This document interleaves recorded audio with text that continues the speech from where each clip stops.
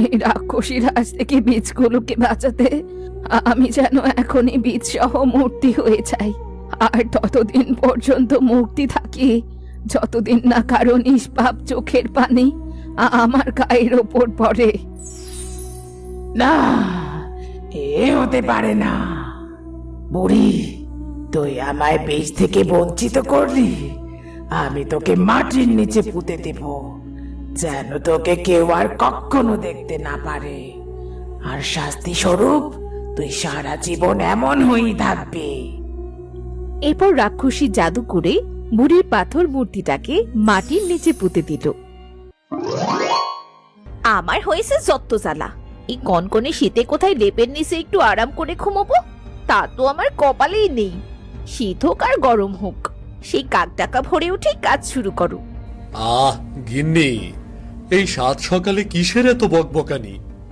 আহ, যাও তো এখান থেকে, একটু আরাম করে ঘুমাতে দাও। ঘুমের সময় বকবকানি কিন্তু আমার একেবারেই ভালো লাগে না। হ্যাঁ, তুমি শীতে আরাম করে লেপের নিচে ঘুমিয়ে থাকো, আর আমি তো মানুষ না। এই ঠান্ডার মধ্যেও আমার কোনো বিরাম নেই, আমার তো কাজ করেই যেতে হবে। আহ, কানের কাছে ঘ্যান ঘ্যান করো না তো। তোমাকে এখান থেকে যেতে বললাম, আর কাজ করার জন্য তো কেউ তোমার গলায় ছুরি ধরেনি। ইচ্ছে হলে করো, না হলে ঘুমিয়ে থাকো, যাও। ইস, কথা শোনো হতচ্ছাড়া মিনসে। মনে হচ্ছে আমার জন্য হাজারটা দাসী বাদি রেখে দিয়েছে, যেন আমি শুয়ে থাকলে সবাই কাজগুলো করে দিয়ে যাবে। না গিন্নি, তোমাকে নিয়ে আর পারি না। তুমি কি চাইছো? কাজ করতে বললে দোষ, করতে নিষেধ করলে দোষ। এখন তুমি চাইছোটা কি একটু খুলে বলো তুমি আমাকে। অমন সারের মতো ঘুমিয়ে না থেকে আমার কাছে একটু সাহায্য করলেও তো পারো, তা না করে সকাল সকাল ঘুমিয়ে পার করো। কেন, বাইরের কাজ করে বাড়ি এসে আবার বাড়ির কাজও করব? আমাকে কি পাগল পেয়েছো নাকি? সারাদিন বাইরে হাড় ভাঙা খাটুনি করে আসি, কোথাও একটু আরাম করতে বলবে, তা না করে কানের কাছে ঘ্যান ঘ্যান ঘ্যান শুরুই করে থাকে। ইস, মিনসের কথা শোনো, কি এমন ইনকাম করে আনো? হ্যাঁ, দুবেলা তো ঠিক মতো খাবারই জোটে না। শোনো গিন্নি, বিনা কারণে ঝগড়া বাঁধানোর চেষ্টা করো না, বুঝলে? আমার যেটুকু সম্ভব সেটুকু আমি চেষ্টা করি। চেষ্টা করো না সাই, চেষ্টা করলে আজ আমাদের রাত পেটা খেয়ে থাকতে হতো না। পেট ভরে কখনোই খেতে পারি না। আর সাদাল্লাদের কথা, সে তো না হয় বাদই দিলাম। শোনো গিন্নি, আমার যতটুকু সামর্থ্য আমি ঠিক ততটুকুই করি। এর থেকে বেশি করা আমার পক্ষে সম্ভব নয়। তা সম্ভব হবে কেন? পারো তো শুধু আমার সাথে ঝগড়া করতে, আর কিছু করার মুরত নেই তো তোমার। বাবা মা, বাবা মা, তোমরা কি শুরু করলে বলো তো? প্রতিদিন সকালে তোমাদের ঝগড়া শুনতে ভালো লাগে নাকি? রোজ সকালে সেই একই কথা। আমাকে না, কথাগুলো তোর মাকে বল। রোজ সকালে ইচ্ছে করে আমার পায়ে পা দিয়ে ঝগড়া শুরু করে। বলতো। ঝগড়া করার কাজ করে, এজন্যই তো ঝগড়া করতে হয়, না হলে তোমার সাথে আমার কথা বলতে বইয়ে গেছে। ধুর ছাই, ঘুমাবই না। থাকো তোমার লেপ নিয়ে, আমি গেলাম। মা, তুমি শুধু শুধু বাবার সাথে কেন ঝগড়া করো বলো তো? তোর বাপের সাথে ঝগড়া না করলে তো আমার গায়ে গরম হয় না, এই জন্যই তো ঝগড়া করছি। এবার গাটা গরম হয়েছে, এবার ভালো করে কাজটা করতে পারবো। মা, তুমিও না পারো বটে, শুধু শুধু বাবার মেজাজটা খারাপ করে দাও। উঠেই যখন পড়েছিস, তখন চল আমার সাথে হাতে হাতে কাজগুলো করবি, তাহলে তাড়াতাড়ি কাজ শেষ হয়ে যাবে। মা, এবার বাবাকে ছেড়ে আমায় ধরলে? ধর, ভাল লাগে না। চল আমার সাথে, আমি উঠোনটা ঝাড়ু দিই, তুই মুরগিগুলোকে বের করে খেতে দে। তুমি যাও মা, আমি আসছি। এরপর মিনতি উঠোন ঝাড়ু দিতে লাগলো, আর মিনা মুরগিগুলোকে খাবার দিতে লাগলো। ওদিকে মতিন পুকুর পাড়ে দাঁড়িয়ে দাঁত মাজতে মাজতে দিনুর সাথে কথা শুরু করলো। আরে মতিন যে, এই ঠান্ডার মধ্যে পুকুর পাড়ে দাঁড়িয়ে দাঁত মাজছিস কেন রে? পুকুরের পাড়ে তো আরো বেশি ঠান্ডা থাকে রে, তোর শীত লাগছে না? ধুর উদিনুদা, আর বলো না তো। আমার জীবনটা একেবারে তেজপাতা হয়ে গেছে। রোজ সকাল সকাল উঠে গিন্নি ঝগড়া শুরু করে দেয়। সব সময় এই ঝগড়াঝাটি আর ভালো লাগে না আমার। সংসার জীবন আর ভালোই লাগছে না আমার। শোনো মতিন, দুজন একসাথে থাকতে গেলে একটু আধটু ঝগড়া তো হবেই, তাই না? আর মাঝে মাঝে বউকে একটু নতুন শাড়ি, চুড়ি, গয়নাগাটি কিনে দেবে, তাহলে আর ঝগড়া টগড়া করবে না। মাঝে মাঝে বলছো? আমি যে শেষ কবে গিন্নিকে নতুন একটা শাড়ি কিনে দিয়েছি তা তো আমার নিজেরই মনে নেই। আহ, এই তো এখানেই তো বাস।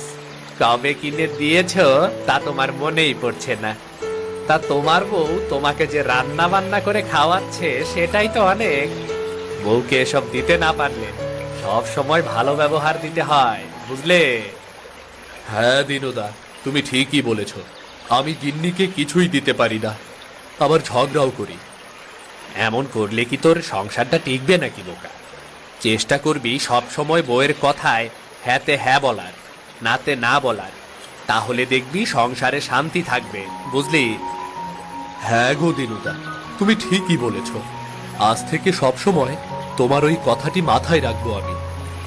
চল আমার সাথে চল, তোর ভাবি নতুন আলু আর চিংড়ি মাছ রান্না করেছে, কবজি ডুবিয়ে দুজনে একসাথে খাবো। চল চল। বাহ, নতুন আলু আর সাথে চিংড়ি মাছ, খাওয়ার মজাই আলাদা গো। হ্যাঁ রে হ্যাঁ, চল আমার সাথে। না গো দাদা, আরেকদিন যাব। আচ্ছা থাক তাহলে, আমি চললাম।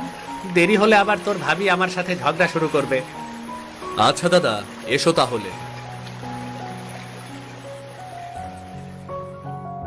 মিনা যা তো, তোর বাবাকে খেতে ডাক, সবাই একসাথে খাবো। হ্যাঁ মা, এক্ষুনি যাচ্ছি। বাবা, বাবা, ও বাবা, মা তোমায় খেতে ডাকছে। হ্যাঁ হ্যাঁ, চল রে মা, কটা খেয়ে কাজে যাব।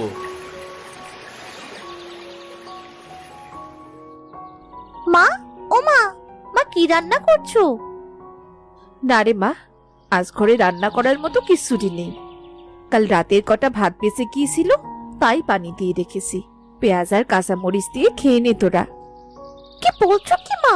এই শীতের মধ্যে কি পান্তা ভাত খাওয়া যায় নাকি? একে তো কনকনে ঠান্ডা, তার উপর পান্তা ভাত খেয়ে বাঁচা যাবে না। শুনবি না, যেটা কপালে জুটেছে সেটাই খেয়ে নে। এমন কত মানুষ আছে যাদের কপালে এইটুকু জোটে না। পারো তো শুধু ধমকি দিতে, এটা তো কখনো বলো না। কত মানুষ সব সময় মাছ মাংস খাচ্ছে, এই শীতে নতুন নতুন শাক সবজি খাচ্ছে। পাশের বাড়িতে দেখে এলাম নতুন আলু আর চিংড়ি মাছ রান্না করেছে, এই কথা তো কখনো বলো না। এক চর মেরে তোর সব দাঁত ফেলে দেব, বেয়াদব মেয়ে, খালি মুখে মুখে কথা। গিন্নি, কি করছো? মেয়েটার গায়ে হাত তুলছো কেন? পাগল হয়ে গেলে নাকি? থাক, তোমাদের ওই পান্তা ভাত খাওয়ার আমার কোনো দরকার নেই। তোমাদের ভাত তোমরাই খাও, আমি খাবো না। মিনা, যাস না, আমার কথাটা শোন, কটা খেয়ে যা মা। থাক ডেকো না, যখন খিদে লাগবে তখন এমনিতেই চলে আসবে। গিন্নি, মিনা আমাদের একমাত্র মেয়ে, ওর সাথে এমন করলে কেন? ওর সাথে এমন করতে কি আমারও ভালো লাগে বলো? সব সময় ভালো ভালো খাবারের বায়না ধরে, ঘরে তো কোনো খাবারই থাকে না। ওকে ভালো কিছু খাবার কোথা থেকে দেব? ও তো ছোট মানুষ, ও তো ভালো খাবার খেতেই চাইবে। আমারই তো দোষ, আমি তোকে ভালো খাবার দিতে পারি না। আজ কটা দিন ধরে বায়না ধরেছে নতুন আলু আর চিংড়ি মাছ খাবে, এর জন্যই তো এত রাগ করছে। তা আমাকে তো বলনি। বেরুলেই বা কি হতো, বাজার থেকে তো আর কিনে আনতে পারতে না। নতুন আলু আর চিংড়ি মাছের যে দাম, তার তো ধার কাছেও যেতে পারবে না। হ্যাঁ, নতুন আলুর তো অনেক দাম, আর চিংড়িও তো দামি মাছ, কি যে করি। ওসব ভেবে কোনো লাভ নেই, এই দুটোর একটাও তুমি বাপের জন্মেও কিনতে পারবে না। বসো বসো, তোমার খেতে দিই। এ ভাত আমার গলা দিয়ে নামবে না, আমি কাজে গেলাম। আরে কটা খেয়ে তো যাও, না হলে সারাদিন কাজ করবে কি করে? খাবো না গো, খাবো না।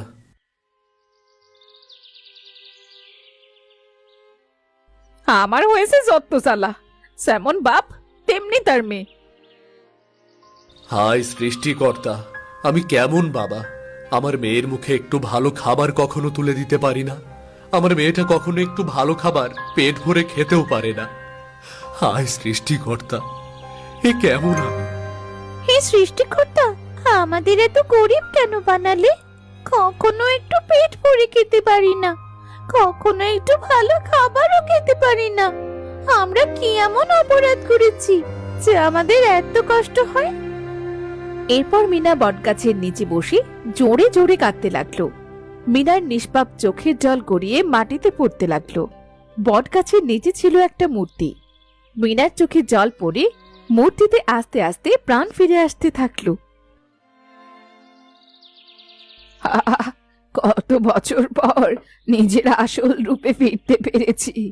মূর্তি হয়ে থাকতে থাকতে আমার সব কিছু একেবারে জমে গেছে। কি ব্যাপার? এখানে তো কেউ নেই, তাহলে কথা কে বলছে?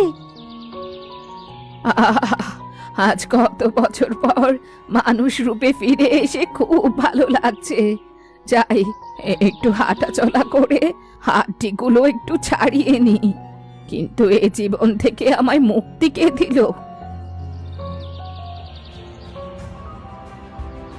মা গো মা, ভূত, বাঁচাও! এই মেয়ে, অমন গলা ফাটিয়ে চিৎকার করছিস কেন রে? আমায় ভূত বলছিস কেন? আমি কোনো ভূত নই, আমি মানুষ। মানুষ? তাহলে মাটির নিচে কি করছিলে? আর এভাবে মাটি ফাঁকা করে উপরে আসলে কেন? বলছি বলছি, সব কিছু বলছি। আগে আমার একটা প্রশ্নের উত্তর দে তো। আমি তোমায় চিনি না, আমি তোমার প্রশ্নের কেন উত্তর দেব? তুই বুঝি এখানে বসে কাঁদছিলি? হ্যাঁ, কিন্তু তুমি জানলে কি করে? তার মানে তুমি ভূত? ওরে বাবা রে! না রে বাছা, আমি ভূত না। আজ তোর চোখের পানির জন্যেই আমি আমার বন্দি জীবন থেকে মুক্তি পেলাম।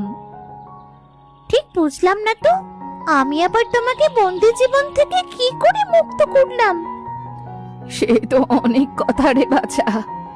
হোক অনেক কথা, বলো, আমায় বলো না, আমি সব শুনবো।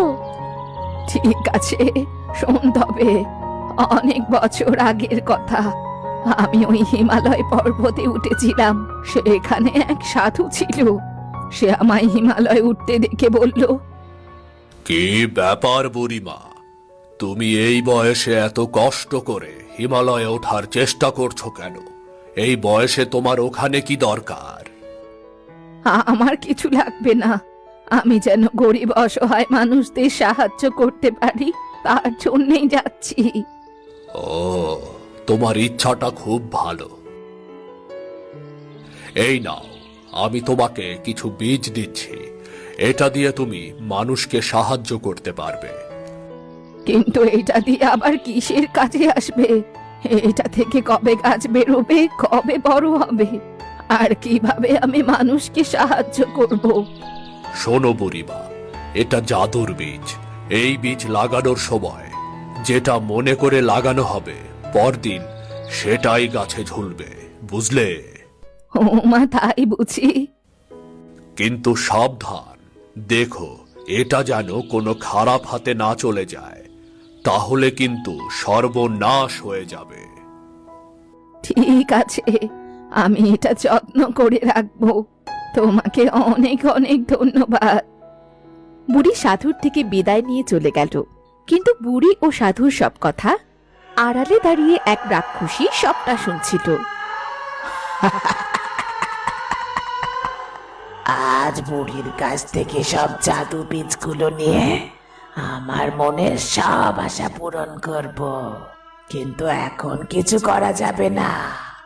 আগে বুড়ি তার বাড়ির দিকে রওনা হোক, তারপর দেখা যাবে। আহ, অনেকটা পথ হেঁটে খুব ক্লান্ত লাগছে। একটু বিশ্রাম না নিলে হবে না। যাই, ওই বট গাছে ছায়ায় বসে একটু বিশ্রাম নি।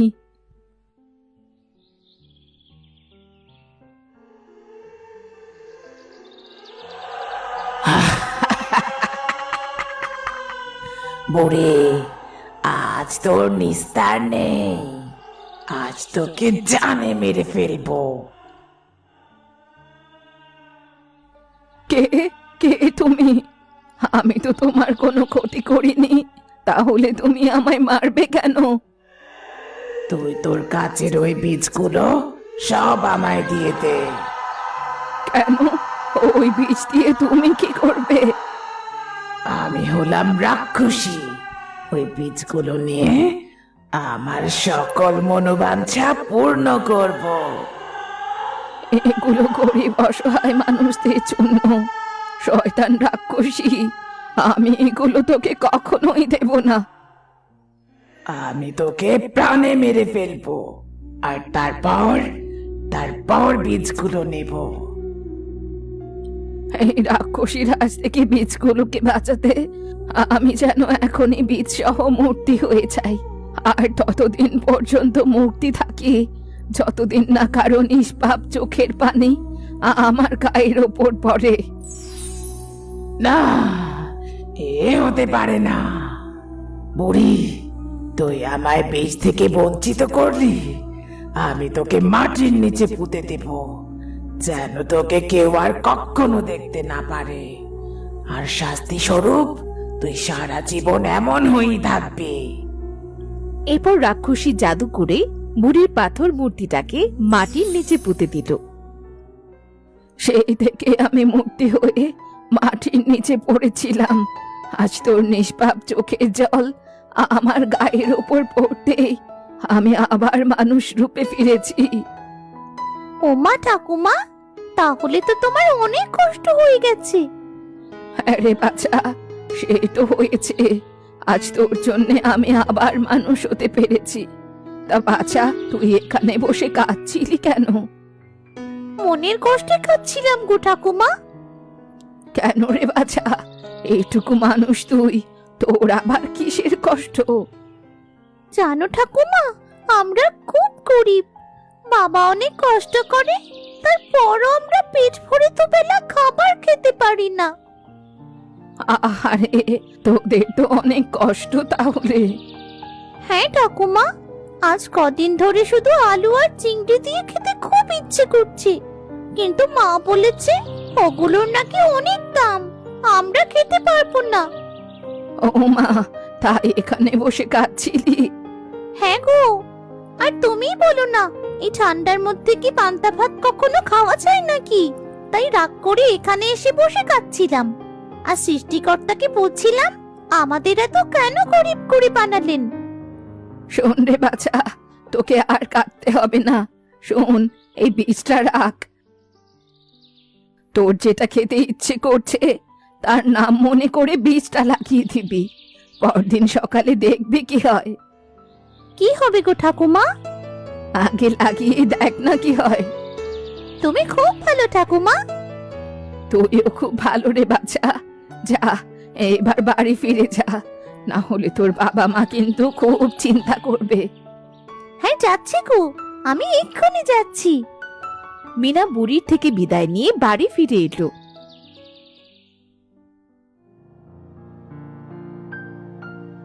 কি ব্যাপার গিন্নি, তুমি এখানে দাঁড়িয়ে আছো কেন? মেয়েটা সেই সকাল থেকে না খেয়ে বাড়ি থেকে বেরিয়েছে, এখনো আসেনি। কি বলো গিন্নি? হ্যাঁ গো, তুমি কি নতুন আলু আর চিংড়ি এনেছো? না গো গিন্নি, আজও কোনো কাজ পেলাম না, সারাদিন খোঁজার পরেও পেলাম না। কি করে আনবো বলো? তাহলে মেয়েটাকে আজ কি বলবো কে জানে। ওই দেখো, মিনা আসছে মনে হচ্ছে। হ্যাঁ তাই তো মনে হচ্ছে। মা, বাবা, তোমরা এখানে দাঁড়িয়ে আছো কেন? এই দেখো, আমি বীজ এনেছি, চলো এটা পুঁতে দিই। দেখো, আমাদের আর কোনো দুঃখ থাকবে না। কি যে বলিস না তুই, আলু চিংড়ির জন্য তোর মাথাটাই গেছে। না গো মা, এটা এক ঠাকুমা আমায় দিয়েছে। এরপর মিনা তার বাবা মার কাছে সব কথা খুলে বলল। এটা আদৌ সত্যি হবে রে মা? আহ গিন্নি, মিনা যেটা বলছে শোনো না। চল মা, বীজটি পুঁতে দিয়ে আসি।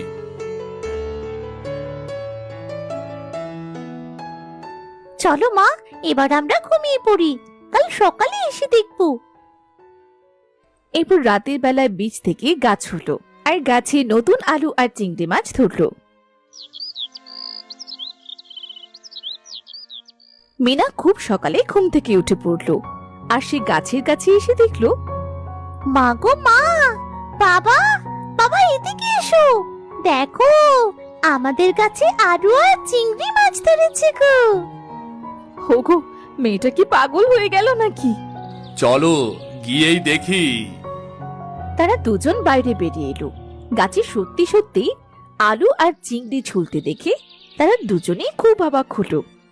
হোগো, এ আমি কি দেখছি? গাছে চিংড়ি মাছ ঝুলছে, সাথে আলু। গিন্নি, এতদিন জানতাম আলু মাটির নিচে হয়, আজ তো দেখছি আলু গাছে ঝুলছে গো। কি মা, তোমরা মনে করেছিলে আমি পাগল হয়ে গেছি, এবার কি বলবে? হ্যাঁ রে মা, তুই সত্যি বলেছিলি। সৃষ্টিকর্তা আমাদের দিকে এবার মুখ তুলে চেয়েছেন। চলো মা, এবার আমরা গাছে নতুন আলু আর চিংড়ি মাছ নিয়ে মজা করে রান্না করে খাবো। হ্যাঁ রে মা, চল। আজ তুই মন ভরে খাবি আর আমি দুচোখ ভরে দেখব। নাও গিন্নি, এগুলো নিয়ে রান্না বসাও, আজ সবাই পেট ভরে খাবার খাবো। কিছু সময়ের ভেতর মিনতির রান্না শেষ হলো। রান্না শেষে সে সবাইকে খেতে ডাকলো। কই গো, সবাই খেতে এসো। মিনা, ও মিনা, খাবার খেতে আয়।